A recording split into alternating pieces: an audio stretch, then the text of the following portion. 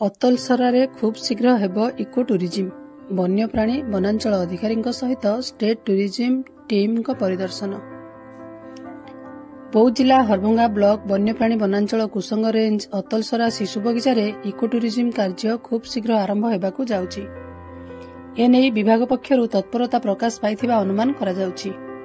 ଉକ୍ତ ପ୍ରକଳ୍ପ ପୂର୍ବ ବିଧାୟକ କେବଳ ନିର୍ବାଚନ ବୈତରଣୀ ପାର ହେବା ପାଇଁ ଭିତ୍ତିପ୍ରସ୍ତର ସ୍ଥାପନ କରାଯାଇଥିବା ନେଇ ଅଞ୍ଚଳବାସୀ ବୁଦ୍ଧିଜୀବୀ ମହଲରେ ଆଲୋଚନା ହେଉଥିବା ଜଣାପଡ଼ିଛି।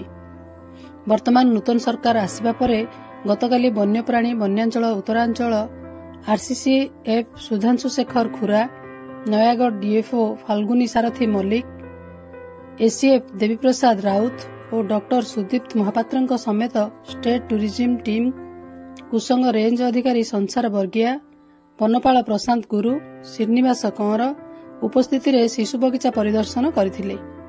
ଯଥାଶୀଘ୍ର ଏହି ଇକୋ ଟୁରିଜିମ୍ କାର୍ଯ୍ୟ ଆରମ୍ଭ ହେବା ସହିତ କୁମାରୀ ବିଟ୍ ନିକଟରେ 2 ଏକର ବିଶିଷ୍ଟ ଜାଗାରେ ଲୋକଙ୍କ ଯାନବାହନ ପାଇଁ ପାର୍କିଂ ଜାଗା ଚିହ୍ନଟ ହୋଇଥିବା ଜଣାପଡ଼ିଛି। ଏହି ପ୍ରକଳ୍ପ କାର୍ଯ୍ୟ ଖୁବ୍ ଶୀଘ୍ର କାର୍ଯ୍ୟକାରୀ ହେଲେ ଅଞ୍ଚଳବାସୀ ଓ ପର୍ଯ୍ୟଟକମାନେ ମନଭରି ଉପଭୋଗ କରିପାରିବେ ବୋଲି ଆଶା କରାଯାଉଛି।